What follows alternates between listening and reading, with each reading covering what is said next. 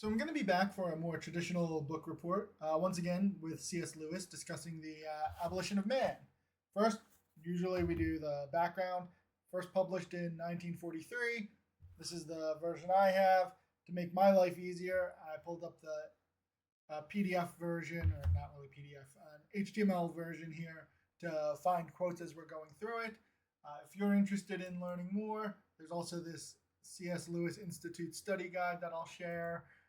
And this is probably one of the most well-known modern texts on why moral relativism doesn't really work and that things have objective value, not purely subjective value. These began as lectures before being compiled into a book. And like other longer book reports, I'm going to have a separate section for each chapter as we talk through it. Here's the basic structure of The Abolition of Man. It was broken up into 3 lectures. There's also an appendix. Section 1, Men Without Chests, is probably the section with the most famous quote, most well known. And if you've read it, this is probably the part you remember the most. Section 2, The Way, is a more targeted discussion about how subjectivism is failing. Then we go into our conclusion in Section 3, The Abolition of Man. We'll talk a little bit about the appendix titled The Illustrations of the Tao. This is a collection of examples from various cultures showing common moral principles that Lewis finds throughout the different cultures, as well as forming the argument that Lewis puts forward that every civilization we find has been derived from another civilization, in the last resort, from a single center. He's not going to make the exact claim that as strong of a claim as that sounds as we go through the book, but essentially using things like the Golden Rule and other moral standards that you'll find throughout different societies, he's saying, look, we have something we can point to that says there's an objective truth, and the appendix is going to be where he lays out those similarities. So I don't want to just have this very brief introduction as a separate video. So we're going to go ahead, get started with Men Without Chests. There's 2 things going on here. One is the less important part to Lewis's overall structure, where he criticizes what he's calling the Green Book. Part of it is he's going to discuss their writing and their methodology. Then he's also going to talk about the philosophical underpinnings. You may not think of C.S. Lewis as a sort of sarcastic and biting person when he's writing, but he really is. And if you read through this while you're going through the philosophical part, don't miss out on the criticism that he gives to the Green Book. It's something I didn't remember when I read this, like 10, 15 years, maybe 20 years ago. But let's turn now to the message Lewis is trying to tell us, besides just the Green Book is bad at literature and grammar in general. So, what is the Green Book? It is an elementary level book meant for school children, written by 2 authors who Lewis is going to call Gaius and Titius. And so he has this book, they sent it to him, and he's not impressed with the book. So, this is because they are going back to the idea of subjectivism, which Lewis dislikes. How does he explain this to us? He pulls up one of their lessons, specifically 2 people talking about a waterfall. One person calls it pretty, another person calls it sublime. Titius and Gaius try and jump into the speaker's mind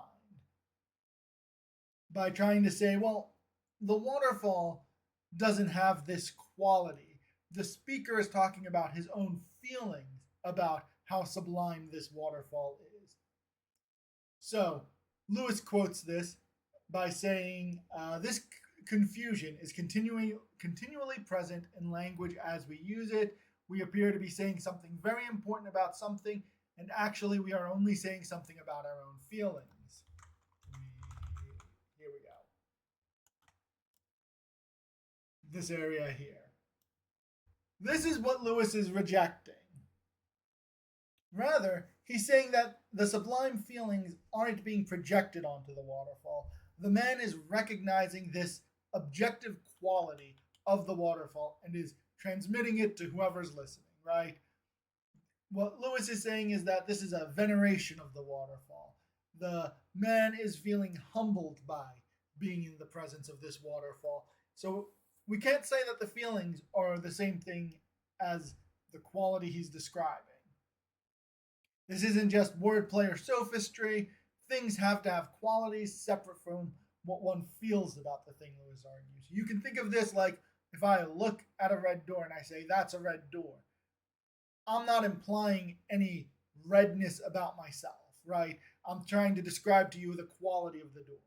So Lewis is saying this isn't just a physical issue. We can see this in these emotional or qualitative views of what is this door or this waterfall.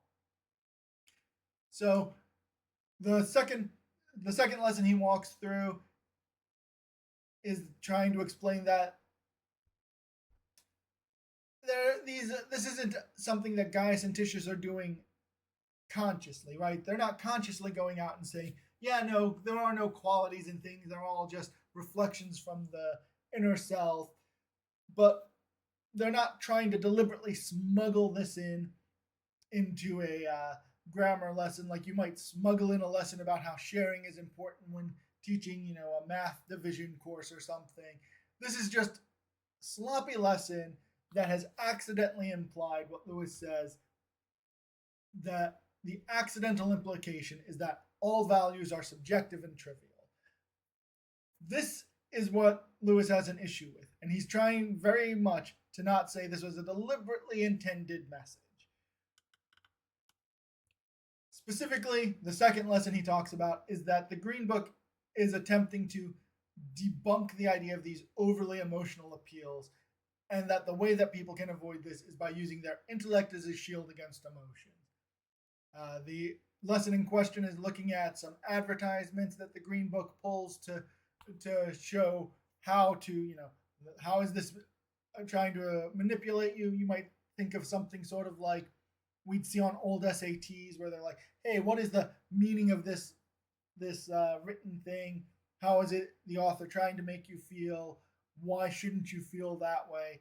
A critical analysis. But Lewis sees the problem as this, that there's actually two ways to defeat the advertisement's attack on someone, right? You could be what Lewis says as a man of real sensibility. So you're someone pitches you something and you're like, I don't think that's right because this is how I do feel or how I think this should be, right? And then the other type of person is what Lewis describes as a mere trousered ape who has never been able to conceive of the Atlantic as anything more than so many million tons of cold salt water. So a pure intellectual refutation of something is different than being able to meet an argument head on, debate it, discuss it, and come to a conclusion. Lewis's objection is that the student isn't being taught the value of virtue or symbolism. Rather, they're being taught that these things just don't happen. For example, Lewis points to the fact that we see animals anthropomorphized in various different cultures, and most cultures look at the same types of animals and ascribe to them the same qualities. In almost every civilization we can think of, the old are venerated, small children are tolerated or liked, and these are consistent values. And if we look at Gaius and Titius's way of approaching, these are emotions and qualities that are just not dealt with from a purely intellectual level. The heart never takes the place of the head, Lewis says, but it can and should obey it. Do I have that quote here? There we go. Nope, wrong obey it. There it is.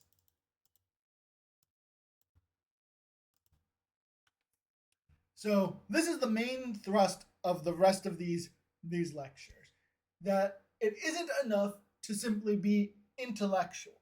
There's more to being a person than a pure intellectual quality.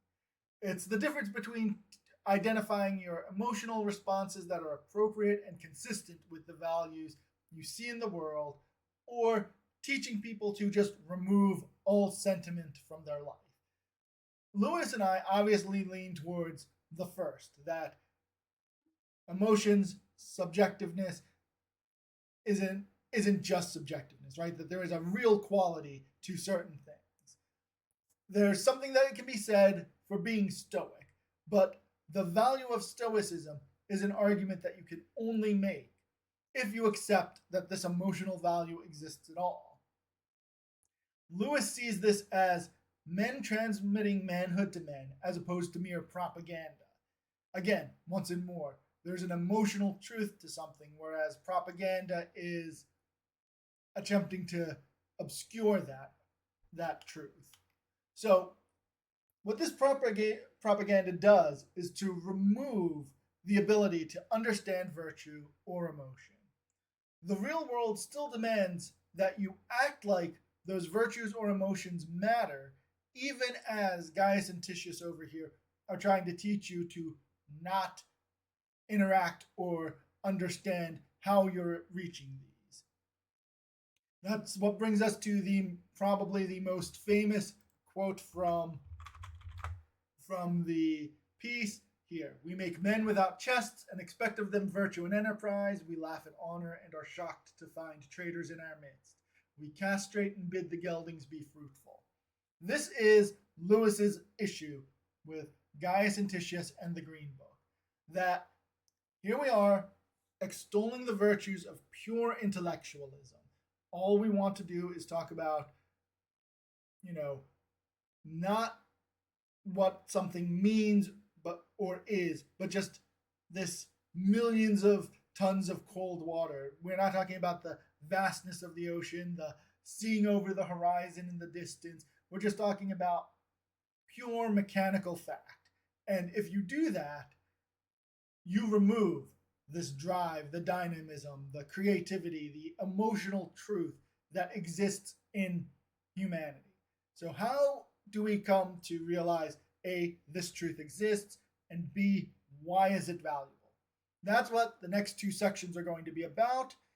The argument seems pretty straightforward. Lewis wants to educate people and focus on value and virtue, and society, as it existed in 1943, was not preparing students to operate in this world as what Lewis saw as men of real sensibility. That's our problem statement. The next two sections are hopefully going to analyze and propose a solution for this. Well, I'm not sure when I'll get the next two sections up, maybe three, mattering on if the appendix gets its own section. We'll see. But this is the start of our book report on The Abolition of Man by C.S. Lewis. Thanks.